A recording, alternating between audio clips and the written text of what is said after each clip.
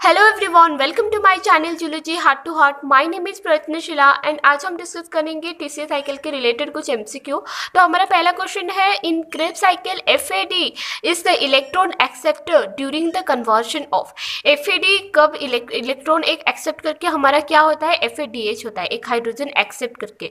तो ये पूछ रहा है कि ये कौन से स्टेप में होता है, during acceptor during the conversion, मतलब किसके किसके कन्वर्सन में ये होता है। हमेशा याद रखना, F for FAD and F for fumarate. जहाँ पर फ्यूमेरेट का फॉर्मेशन हो रहा होगा उसी स्टेप में सक्सिनेट से हमारा फ्यूमेरेट बन रहा है, फ्यूमेरेट कन्वर्ट हो रहा है। देखो यहाँ पर एफएडी एक इलेक्ट्रॉन एक्सेप्ट करके NaDH2 हो रहा है। एंजाइम क्या यूज हुआ है, सक्सिनिक डिहाइड्रोजिनेस।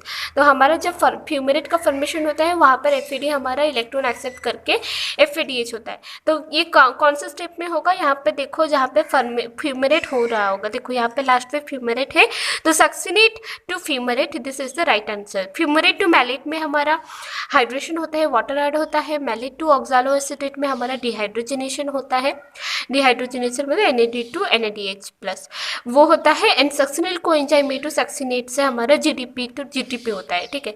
GTP, सॉरी ये वाला क्वेश्चन मैंने डिस्कस नहीं किया था लास्ट वीडियो में। So the ATP is formed directly without involving the electron transport system during conversion of, ठीक है। तो इलेक्ट्रॉन ट्रांसपोर्ट सिस्टम में हमारा क्या होता है, हमेशा याद रखना, वहाँ पर ऑक्सीडेटिव फॉस्फोरिलेशन होता है। But in case of the glycolysis and the TCA cycle we have the substrate level phosphorylation. Okay, means directly ATP का फॉर्मेशन हो रहा है। कौन सी कन्वर्शन में हमारा ATP डायरेक्टली फॉर्म हुआ है, ठीक है। तो पहला ऑप्शन है succinyl coenzyme A to succinate. Last से शुरुआत करते हैं, फ्यूमरेट टू मैलेट में, सॉरी ये वाला मैं गलत लिखी हूँ। फ्यूमरेट टू जब मैलेट होता है हमारा क्या होता है, हाइड्रेशन होता है ना। यहाँ पर हम लिखे, देखो हाइड्रेशन होता है, वाटर ऐड होता है, तो यहाँ पर नहीं होगा, यहाँ पर ATP नहीं बन रहा है। Alpha ketoglutarate succinyl coenzyme में हमें बताई थी, यहाँ पे क्या होता है, डिहाइड्रोजनेशन प्लस डिकार्बोक्सिलेशन होता है। यहाँ पर भी ATP का फॉर्मेशन नहीं हो रहा है। आइसोसाइट्रेट टू ऑक्सालो एसीटेट तो नहीं होता है, शायद ये क्वेश्चन ही रॉन्ग है, सॉरी। आइसोसाइट्रेट टू क्या हुआ, हाँ ऑक्सालो सक्सिनेट हुआ होगा।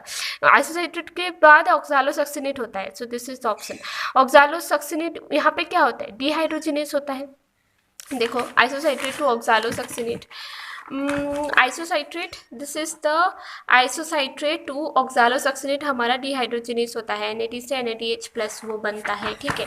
एंड फिर हमारा ये वाला गया है, तो फर्स्ट वाला ऑप्शन क्या है, succinyl coenzyme A to succinate, वो उसमें हमारा GTP का फॉर्मेशन होता है, GDP से GTP कन्वर्शन होता है। देखो यहाँ पे GDP से, यहाँ पे देखो succinyl coenzyme A to succinate में हमारा GDP से GTP में कन्वर्ट होता है। GTP ये जो स्टेप हो रहा है ये डायरेक्टली ATP प्रोड्यूस कर रहा है। आप बोलोगे कि कैसे, ये तो GTP लिखा है, देखो GTP हमारा डायरेक्टली ATP में कन्वर्ट हो सकता है बाय द हेल्प ऑफ ये फॉस्फोकाइनेस की मदद से। ये GTP डायरेक्टली ATP फॉर्म में हो सकता है, या फिर GTP पहले ADP होगा फिर ATP में भी कन्वर्ट हो सकता है। तो यहाँ पर हमको डायरेक्टली ATP मिल रहा है, तो this one will be the correct, ठीक है। ये डाइफॉस्फोकाइनेस की मदद से ये हमारा ये GTP हमारा ADP बन जाएगा, ADP से हमारा ATP बन सकता है, so this one is the correct option.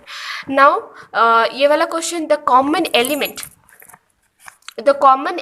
In the NAD and ATP is, इनमें कॉमन एलिमेंट क्या है, हमको पता है NAD एंड ADP में देखो हमारा फॉस्फेट होगा आंसर, जहाँ पर कि हमारा NAD में 2 फॉस्फेट होता है एंड 3 फॉस्फेट हमारा कहाँ पे होता है, ATP ट्राइफॉस्फेट है। नाउ ये correct sequence in the Krebs cycle पे हमारा करेक्ट सीक्वेंस क्या है, सक्सिनिक एसिड पे नहीं, ये तो सक्सिनिक एसिड हमारे तो बाद में आता है, देखो नहीं होगा, गलत है। सक्सिनिक एसिड, फिर मैलिक एसिड, फिर fumaric alpha keto glutaric acid तो हमारा पूरा पहले आएगा, ये वाला नहीं होगा, this one is also wrong. Alpha keto glutaric acid, succinic acid, हाँ उसके बाद सक्सिनिक एसिड होता है, फिर फ्यूमेरिक होता है, फिर हमारा मैलिक एसिड होता है, मैलिक के बाद ऑक्सालो एसिटेट होता है जो कि हमारा तो this one is the correct answer.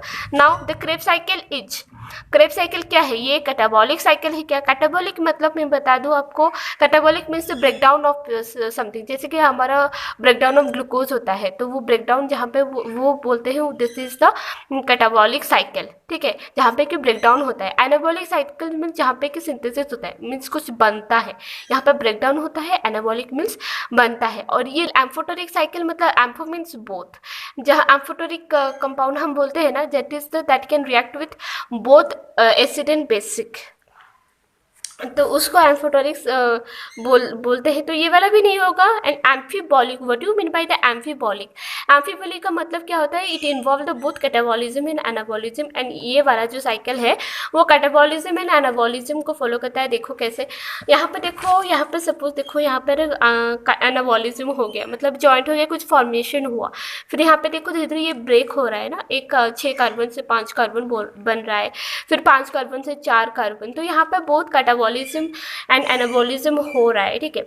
Now next question क्या है? The type of energy produced when the succinate coenzyme A produce succinate in animal cell. GTP बनता है, तो हमारा जीटीपी होगा राइट आंसर, ठीक है। Now move to the next question. Next question क्या है? The first 5 carbon compound form during the cellular respiration. ये जो सेलुलर रेस्पिरेशन होता है, तो पहला जो हमारा कितना वाला बोला है? 5 कार्बन कंपाउंड। पहला एसिटिल कोएंजाइम में यहाँ पर है, एसिटिल कोएंजाइम में हमारा 2 कार्बन कंपाउंड था, ऑक्सालो एसिटेट हमारा 4 कार्बन कंपाउंड। ये दोनों मिलके हमारा 6 कार्बन वाला कंपाउंड ये वाला बनाते हैं। 6 कार्बन हो गया। हमारा क्या बोल रहा है क्वेश्चन में? क्या पूछा है? पहला 5 कार्बन वाला कंपाउंड, ये भी 6 है, ये भी 6 है, 5 दिस वन इज द पहला 5 कार्बन वाला compound. So alpha ketoglutarate will be the right answer. So this is the right answer, alpha ketoglutarate acid. Now move to the next question. Which one of the following option correctly depict the net energy yield of the aerobic respiration in the eukaryotic cell? तो पहली बात आप question को देखो ध्यान से, aerobic respiration लिखा है, what do mean by aerobic respiration, और एरोबिक रेस्पिरेशन में क्या क्या स्टेप इन्वॉल्व होता है, you should know about that.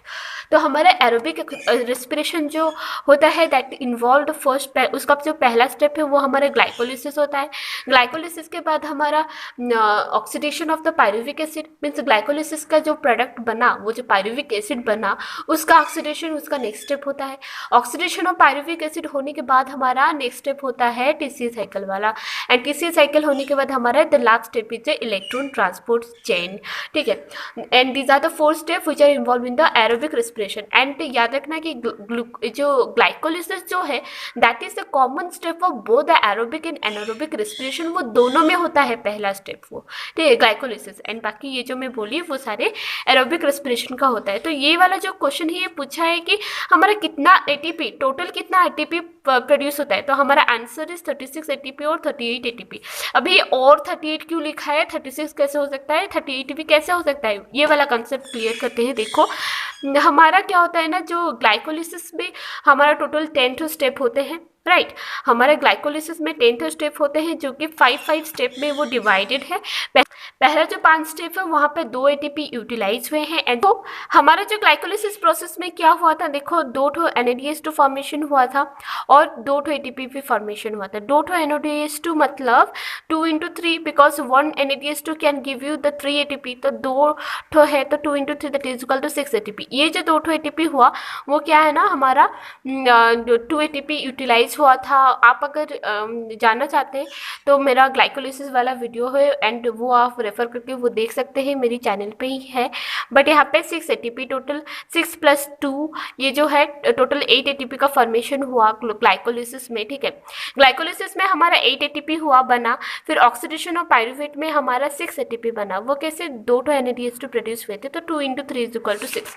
मैं थोड़ा आपको स्टेप दिखा देती हूँ। This one is the process of oxidation of the pyruvic acid, that is the, ये क्या and product of the glycolysis था ना, जहाँ पर कि हमारा ये 2 पायरुविक एसिड था, तो हमारा यहाँ पे 2 NADH2 बनेगा। तो 2 NADH2 मतलब 2 × 3 that is equal to 6 ATP. तो यहाँ पर भी 6 एटीपी बने, यहाँ पर भी 6 एटीपी बने। और क्या क्रेब्स साइकिल में हमारा देखो 2 GTP प्रोड्यूस हुआ था। एंड हमारा NADH2 कितना प्रोड्यूस हुआ था, FADH2 कितना प्रोड्यूस हुआ था, NADH2 हमारा 3 प्रोड्यूस हुआ था पर साइकिल। और वो जो साइकिल होता है 2 बार होता है, मतलब 2 मॉलिक्यूल ऑफ हमारा वो एसिटिल कोएंजाइम ए जाता है, तो 2 बार जाएगा, तो ये क्या हो जाएगा, 6 NADH2 प्रोड्यूस होगा, यहाँ पे 2 FADH2 प्रोड्यूस होगा। यहाँ पे सॉरी, यहाँ पे 2 नहीं होगा, यहाँ पे 3 होगा, क्योंकि वहाँ पे हमारा एक NADH2 हमको 3 एटीपी देता है, एक FADH2 हमको 2 एटीपी देता है। तो वहाँ ए से मिलके हमारा 18 एटीपी यहाँ पे हुआ, 4 एटीपी यहाँ पे हुआ एंड टोटल इज 24 एटीपी। यहाँ का हमको क्रेब्स साइकिल में 24 एटीपी मिल रहा है, ऑक्सीडेशन ऑफ पायरुवेट में 6 एटीपी एंड ग्लाइकोलिसिस में हमारा 8 एटीपी हमको मिल रहा है। तो हमारा टोटल एटीपी विल बी हमारा 38 आ रहा है। अभी आप पूछोगे कि 36 कैसे और 36 भी कैसे लिखा है, बिकॉज जब ये हमारा ग्लाइकोलिसिस का प्रोसेस ख़त्म कर लेता है ना, तभी वो क्या कहता है ना, जो माइटोकॉन्ड्रिया के अंदर जाता है, जब भी ये माइटोकॉन्ड्रिया के अंदर जाता है जो रिएक्शन टीसी साइकिल करने के लिए, जब वो अंदर जाता है तभी क्या होता है ना, ये एनर्जी यूटिलाइज करता है। ठीक है, ये 2 एटीपी वहाँ पे यूटिलाइज करता है, क्योंकि 2 एटीपी यूटिलाइज करके ये माइटोकॉन्ड्रिया के अंदर घुसेंगे। ठीक है, तो जब ये घुसते हैं तो 2 एटीपी यूटिलाइज हो जाता है। तो अभी वो हम सोच के अगर 2 एटीपी माइनस करेंगे तो हमारा 36 एटीपी आ जाएगा। ठीक है, तो उसी हिसाब से 36 एटीपी भी लिखा जाता है, कंफ्यूज नहीं होना है। 30 and which of the following forms the connecting link between the glycolysis and the Krebs cycle. इन दोनों में हमारा कनेक्टिंग लिंक क्या है? ग्लूकोज तो नहीं है, ग्लूकोज तो हमारे ग्लाइकोलिसिस में ब्रेकडाउन होता है, ये वाला नहीं। एसिटिल नहीं, ये वाला नहीं, एसिटिल कोएंजाइम है, that is the connecting link between this, because हमारे ग्लूकोज से हमको पायरुविक एसिड मिलता है, पायरुविक एसिड के ऑक्सीडेशन होने के बाद ये हमको मिलता है एसिटिल कोएंजाइम है and this acetyl coenzyme A is also use in the TCA cycle में वो यूज होता है। ठीक है, नेक्स्ट क्वेश्चन है the single turn off the citric acid cycle yield. एक बार जो हमारा साइट्रिक एसिड साइकिल होता है, एक बार जो ये घूमता है तो हमारा क्या क्या ये प्रोड्यूस करता है? 2 FADH2 नहीं, एक बार सिंगल टर्न, अगर 2 बार टर्न करता तो 2 FADH2 प्रोड्यूस करता। ये सिंगल टर्न के लिए पूछा है तो हमारा एक ही FADH2 प्रोड्यूस होगा एंड 2 NADH2 नहीं, हमारा तो 3 NADH2 प्रोड्यूस होता है। ठीक है, एंड 2 GTP नहीं, एक GTP प्रोड्यूस होता है। एक साइकिल की बात बोल रहे हैं, अगर ये 2 साइकिल की बात बोलते तो भी ये वाला रॉन्ग हो जाता, क्योंकि यहाँ पे 3 NADH2 मतलब 6 NADH2 हो जाते, तो ये वाला नहीं होगा। सिंगल पूछा है मतलब हमारा ये वाला करेक्ट है, जो कि एक FADH2, 3 NADH2 एंड एक GTP। ओके, सो ये वीडियो में इतना ही एंड मिलते हैं नेक्स्ट वीडियो में। Till then take care and bye.